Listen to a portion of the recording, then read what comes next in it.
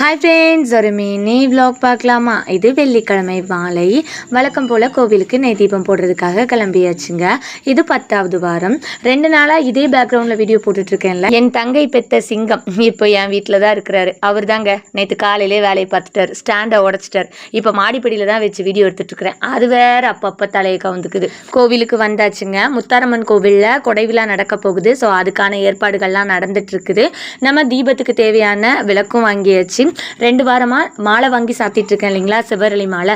Last வீக்கே ஒரு கடையில் கேட்கும்போது அந்த அண்ணா சொன்னாங்க, அக்கா இப்போ கொஞ்சம் விலை ஜாஸ்தியாக இருக்குது, அடுத்த வாரம் வாங்க, கண்டிப்பாக நான் ரேட் கம்மி பண்ணி தரேன் அப்படின்னு சொன்னாங்க.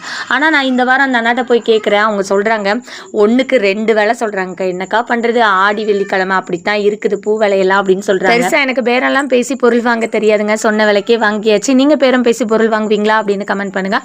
இந்த வீடியோ பிடிச்சிருந்தது அப்படின்னா லைக் பண்ணுங்கள். நெக்ஸ்ட் ஒரு வீடியோவில் உங்களை வந்து பார்க்குறேன். பாய்.